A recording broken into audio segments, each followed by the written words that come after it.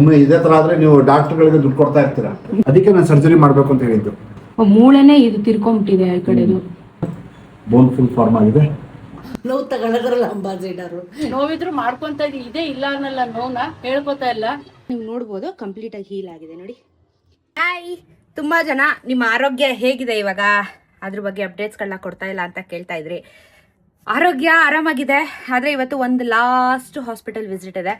3 ತಿಂಗಳಾದ್ಮೇಲೆ ಒಂದು ಎಕ್ಸ್ರೇ ಮಾಡಬೇಕು, ಅದನ್ನ ನೋಡ್ಬಿಟ್ಟು ಫೈನಲ್ ಆಗಿ ಏನು ಅಂತ ಡಿಸೈಡ್ ಮಾಡ್ತೀನಿ ಅಂತ ಡಾಕ್ಟರ್ ಹೇಳಿದ್ರು. ಸೊ ಸರ್ಜರಿ ಆಗಿ 3 ತಿಂಗಳಾಯಿತು ನನಗಾಗಲೇ. ಸೊ ಒಂದೊಂದು 2-3 ದಿನ ಆಯ್ತು ಆಗಲೇ ಆಗಿ. ಸೊ ಸ್ವಲ್ಪ ಲೇಟಾಗಿ ಹೋಗ್ತಾ ಇದ್ದೀನಿ ನಾನು, ಡಾಕ್ಟರ್ ಇರಲಿಲ್ಲ ಅಂತ ಹೇಳಿ. ಸೊ ಇವತ್ತು ಡಾಕ್ಟರ್ ಹತ್ರ ಹೋಗೋಣ, ನನ್ನ ಕೈಯಿನ ಪರಿಸ್ಥಿತಿ ಯಾವ ರೀತಿ ಇದೆ, ಏನು ಕತೆ ಎಲ್ಲಾನು ಹೇಳ್ತಾರೆ. ಇನ್ನು ಇಷ್ಟನ ತಿರ್ಗೋದು ಅಥವಾ ಇನ್ನು ಮುಂದಕ್ಕೆ ತಿರುಗುತ್ತಾ ಏನು ಕತೆ ಅಂತ ಒಂದ್ಸಲ ಎಕ್ಸ್ರೇ ಮಾಡಿ ಮೂಳೆ ಕುಡ್ಕೊಂಡಿದ್ಯಾ ಅಂತ ನೋಡಬೇಕು ಅಂತ ಕೂಡ ಹೇಳಿದ್ರು ಒಂದ್ಸಲ. ಸೊ ಒಂದು ಲಾಸ್ಟ್ ಟೈಮು ನೋಡ್ಬಿಟ್ಟು ಬಂದ್ಬಿಡೋಣ, ಯಾಕಂದರೆ ಅದು ಮನ್ಸಲ್ಲಿ ನಾಳೆ ದಿನ ನನಗೆ ಅದು ಕೂತ್ಕೊಳ್ದಿಲ್ವಾ ಅಂತ ಟೆನ್ಷನ್ ಆಗೋದು ಬೇಡ, ನನಗೂ ಟೆನ್ಷನು ಎಲ್ಲರಿಗೂ ಟೆನ್ಷನು. ಸೊ ಹಾಗಾಗಿ ಒಂದು ಲಾಸ್ಟು ಹಾಸ್ಪಿಟಲ್ ವಿಸಿಟು ಇವತ್ತು ಫೈನಲ್ ಆಗಿ ಇಷ್ಟು ತಿಂಗಳು ಅನುಭವಿಸಿದ ಕಷ್ಟಕ್ಕೆಲ್ಲ ಒಂದು ಮುಕ್ತಾಯನ ಇಟ್ಟು ಬರೋಣ ಗಾಯ್ಸ್. ಪ್ಲೀಸ್ ಗಾಯ್ಸ್ ಹೋಗೋಣ ಬನ್ನಿ. ಆಗ ಇದು ನನ್ನ ಕೈ ಆಯ್ತಾ, ಹಿಂಗೆಲ್ಲ ತಿರುಗುತ್ತೆ. ನಮಗೆ ಪ್ರಾಬ್ಲಮ್ ಆಗ್ತದಿದ್ದೇನು ಅಂತಂದರೆ ಹಿಂಗೆ ತಿರುಗ್ಸೋಕ್ಕೆ ಆಯಿತಾ. ಬಟ್ ಇವಾಗೂ ತಿರುಗಲ್ಲ ನೋಡಿ, ಇಷ್ಟೇ ಇರೋದು ನನ್ನ ಕೈ, ಇಷ್ಟೇ ತಿರುಗೋದು. ಫುಲ್ ಈ ಥರ ಆಗಲ್ಲ ನನಗೆ.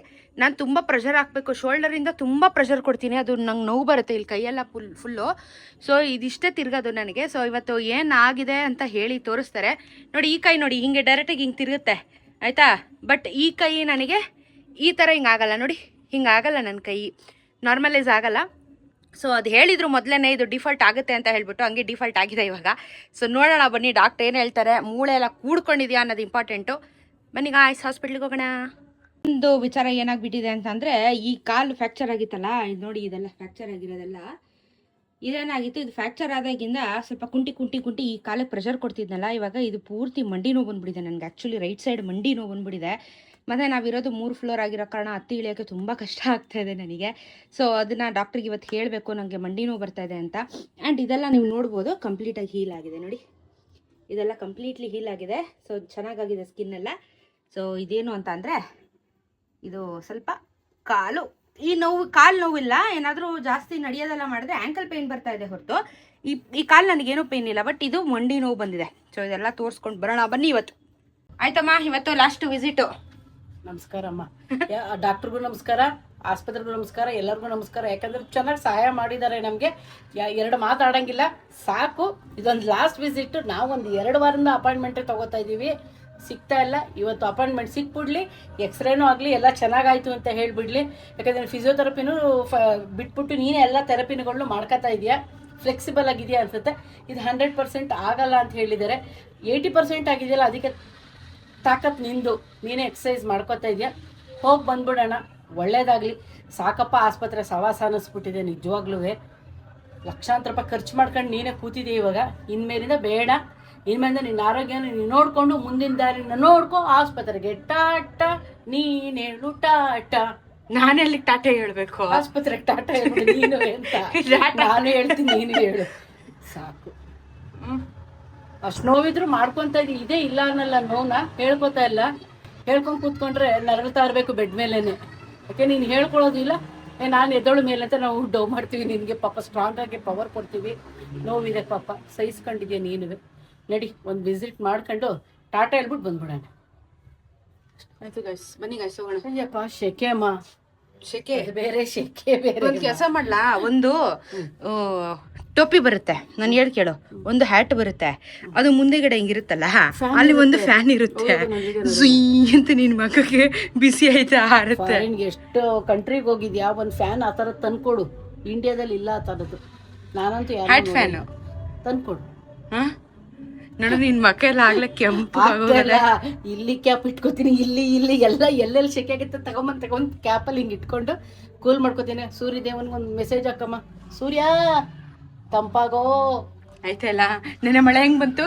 ಹುಚ್ಚು ಮುಂಡೆ ಮಳೆ 2 ನಿಮಿಷ ಇಷ್ಟು ಜೋರ್ ಬಂತು ಅಂದ್ರೆ ಅಯ್ಯೋಯ್ಯೋ ಅಂತ ನಾವು ಮಾಡಿ ಬರೋಕೋ ಬಟ್ಟೆ ಎಲ್ಲ ಗೋರ್ಕೊಂಡು ಟಕಟಕ ಅಂತ ಓಡ್ ಬಂದ್ರೆ ಬರೋಟ ಮಳೆ ನಿಂತಾಯ್ತು. ಒಳ್ಳೆ ಕಾಮಿಡಿ. ಎಲ್ಲೆಲ್ಲೋ ಮಳೆ ಹಾಕ್ತಾ ಇದೆ, ಇಲ್ಲೂ ಬೇಕು. ಹಳ್ಳಿ ಪಾಪ ರೈತರಿಗೂ ಬೇಕು, ಇಲ್ಲಿಗೂ ಬೇಕು, ಪ್ರತಿಯೊಬ್ಬರಿಗೂ ಮಳೆ ಬೇಕು ರೀ. ಸ್ವಲ್ಪ ಬನ್ನಿ ನಮ್ಮ ಏರಿಯಾಗೆ. ಇವಾಗವರೆಗೂ ಮೆಟ್ಲನ್ನ ಹಿಂಗೆ ಇಳಿಯೋದು. ಒಂದೊಂದೇ ಹೆಜ್ಜೆ ಅದೇನಾಗ್ಬಿಟ್ಟಿದೆ, ನನಗೆ ಪ್ರಾಕ್ಟೀಸ್ ಆಗ್ಬಿಟ್ಟೈತೆ. ಇವಾಗ ಎರಡೂ ಹಿಂಗೆ ಇಳಿತೀನಿ ಅಂತಂದರೆ ಹಿಂಗೆ ನೋಡಿ, ಹಿಂಗೆ ಪೋಲ್ ಹಿಡ್ಕೋಬೇಕು, ಹಿಂಗೆ ಇಳಿಬೇಕು, ಆವಾಗ ಹಿಂಗೆ ಇಳಿಬೋದು. ಸೊ ನನಗೆ ಇದು ಇದು ಎರಡೂ ಒಂಥರ ಕಷ್ಟ ಇದೆ ನನಗೆ. ಅಮ್ಮಗೆ ನೋಡಿ, ಯಪ್ಪ ನಾನು ಇಷ್ಟಕ್ಕೆ ಸುಸ್ತಾಗ್ಬಿಡುತ್ತೆ, ಶಕ್ತಿ ಇಲ್ಲ ಕಾಲಲ್ಲಿ. ಬಟ್ ಹೆಂಗೋ ಮ್ಯಾನೇಜ್ ಮಾಡ್ತಾ ಇದ್ದೀನಿ, ಜೀವನ ನಡೆಸ್ತಾ ಇದ್ದೀನಿ ಗೈಸ್. ನಂದು ಮೂಳೆ ಕೂಡ್ಕೊಂಡಿದೆ ಅಂತ ಹೇಳಿದ್ರು ಡಾಕ್ಟ್ರು. ನಮ್ಮಮ್ಮ ಹ್ಯಾಪಿನಮ್ಮ. ನೀನು ನೋವಲ್ಲಿ ಅಂಬಾಸಿಡರ್ ಅಮ್ಮ, ನೋವು ತಗೊಳ್ಳೋದ್ರಲ್ಲ ಅಂಬಾಸಿಡರು. ಇಲ್ಲೆಲ್ಲರೂ ಸ್ಫೂರ್ತಿ ನಿನಗೆ ಅಂತಾರೆ. ಯಪ್ಪ ದೇವ್ರೆ. ನೋಡಿ ಗಾಯ್ಸ್, ಬಂದು ಡಾಕ್ಟ್ರ್ ಹೇಳ್ತಾರೆ, ಅವೆಲ್ಲ ಹೇಳ್ಬಿಟ್ಟು ಹೋದ್ರು ಕೂತಿದೆ ಮೂಳೆ ಅಂತ.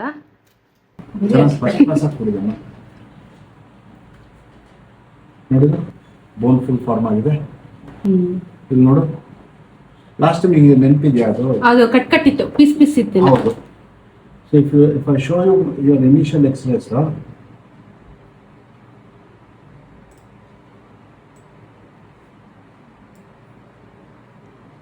ಅಲ್ಲಿ ನೋಡಲ್ಲಿ ಬ್ರೇಕ್ ಇದೆ ಅಲ್ಲೇ, ಆಯ್ತಾ? ಬ್ರೇಕ್ ಇತ್ತು, ರೊಟೇಷನ್ ರಾಂಗ್ ಇತ್ತು.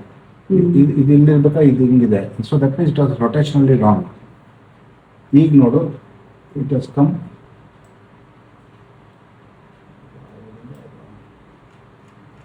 ಮೂಳೆನೇ ಇದು ತಿರ್ಕೊಂಬಿಟ್ಟಿದೆ ಈ ಕಡೆದು.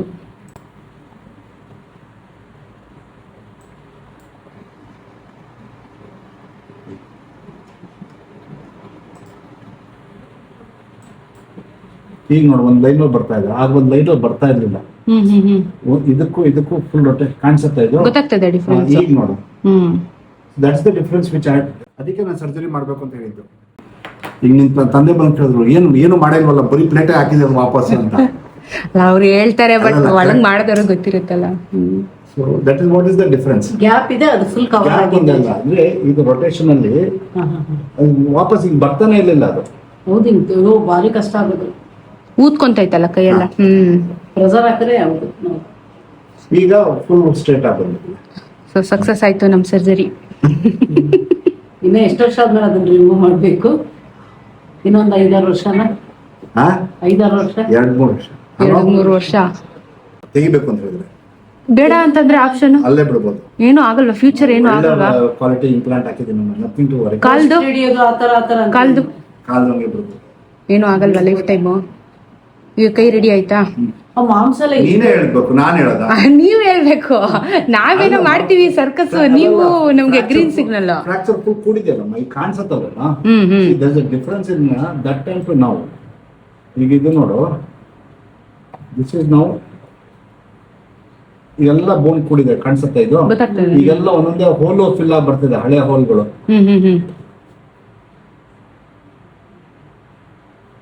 ವೆಯ್ಟ್ ಎಲ್ಲ ಎತ್ಬೋದಾ ಇವಾಗ? ನಾರ್ಮಲೈಸ್ ಆಗುತ್ತಾ ಹೆಂಗೆ? ಬೇಡಮ್ಮ, ಇನ್ನೊಂದ್ ಸ್ವಲ್ಪ ಬೇಡವಾ? ಸ್ವಲ್ಪ ದಿನ. ಇವಾಗ ರೈಟ್ ಮಂಡಿ ನೋವು ಅಂತ ಇದಲ್ಲ, ಅದಕ್ಕೆ ಏನಾದ್ರು ಟ್ಯಾಬ್ಲೆಟ್ ಏನಾದ್ರು ಅಥವಾ ಕ್ಯಾಲ್ಸಿಯಂ ಏನಾದ್ರು ತಗೊಳ್ಳೋದಾ? ಯಾಕಂದ್ರೆ ತುಂಬಾ ಓಡಾಟ, ಎವ್ರಿ ಸಿಂಗಲ್ ಡೇ ತುಂಬಾ ಓಡಾಟ. ಇದು ನೋಡಿದ್ರೆ ಇಲ್ಲಿ ಈಗ ಇದಕ್ಕೆ ನೋಡಿದ್ರೆ ಇಲ್ಲಿ ಗ್ಯಾಪ್ ಇತ್ತಲ್ವಾ, ಆ ಗ್ಯಾಪ್ ಈಗ ಕ್ಲೋಸ್ ಆಗಿದೆ. ಕರೆಕ್ಟ್ ಕಾಣಿಸುತ್ತಾ? So even here also rotation. Actually ಕೈ ಸ್ಟ್ರೇಟ್ ಆಗಿರ್ಬೇಕಾಗಿತ್ತು, ಬರ್ತಾ ಇರ್ಲಿಲ್ಲ. ಈಗ ನೋಡಿ ಫುಲ್ ಬಂದಿದೆ. ಅಂದ್ರೆ ಶೋಲ್ಡರ್ ಇಂದ ಇಟ್ಕೊಂಡ್ರೆ ಕ್ಲೀನ್ ಆಗಿ ಟರ್ನ್ ಮಾಡ್ತಾಳೆ. ಪ್ರೆಸರ್ ಹಾಕ್ಬೇಕು, ಇಲ್ಲಿಂದ ಶೋಲ್ಡರ್ ಇಟ್ಕೊಂಡು ಹಿಂಗ್ ಮಾಡಿಸಿದ್ರೆ ಹಿಂಗ್ ಮಾಡ್ತಾಳೆ ಕ್ಲೀನ್ ಆಗಿ. ಇಲ್ಲ ಅಂದ್ರೆ ಸ್ವಲ್ಪ ಕಷ್ಟಪಟ್ಟು ಹಿಂಗೆ ಮಾಡ್ತಾಳೆ. ನಮ್ಗೆ ಎಲ್ಲರಿಗೂ 100% ಬರಲ್ಲ, ತೋರ್ಸಿದ್ರಲ್ಲ. ಲೆಫ್ಟ್ ಹ್ಯಾಂಡ್ಗೂ ರೈಟ್ ಹ್ಯಾಂಡ್ಗೂ ಚೂರು ಡಿಫ್ರೆನ್ಸ್ ಇರುತ್ತೆ. ನಾವು ಎಷ್ಟೇ ಮಾಡಿದ್ರು ಇದು ರೈಟ್ ಹ್ಯಾಂಡ್ 5 ಡಿಗ್ರಿ ಕಮ್ಮಿ ಇರುತ್ತೆ. ಎಷ್ಟೋ ಜನಕ್ಕಿದೆ ಇದೇ ಥರನೇ. ಅವಳಿಗೆ ಇನ್ನೊಂದು 5 ಡಿಗ್ರಿ ಬರ್ಬೋದು. 5 ಡಿಗ್ರಿ ಬಂದ್ರೆ ಇಟ್ ಈಸ್ ಡನ್. ನೋವಿದೆ ಅದೊಂದು. ಆಮೇಲೆ ಆಯಿಂಟ್ಮೆಂಟ್ ಏನಾರ ಬೇಕಾಗುತ್ತೆ. ಇದು ತುಂಬಾ ಇಷ್ಟಪ್ಪ ಪ್ರದೀಪ್ ಬರ್ತಾನೆ ಒಂದು ಅರ್ಧ ಗಂಟೆಯಲ್ಲಿ. ನೋಡ್ತೀನಿ ಒಂದ್ಸಲ. ಆ ಸ್ಕಿನ್ ಎಲ್ಲ ತುಂಬದೆಲ್ಲ ಇನ್ನ ಬೇಕಾ? ವರ್ಷ ಎಲ್ಲ ತುಂಬದೇ ಇಲ್ವಾ? ಅದಕ್ಕೆಲ್ಲ ಸರ್ಜರಿ ಏನಾರ ಬ್ಯಾಡ್ರಿ. ಸಿಲಿಕಾನ್ ಇಂಪ್ಲಾಂಟ್ ಮಾಡ್ಸೋಣ ಅಂತಿದ್ರು.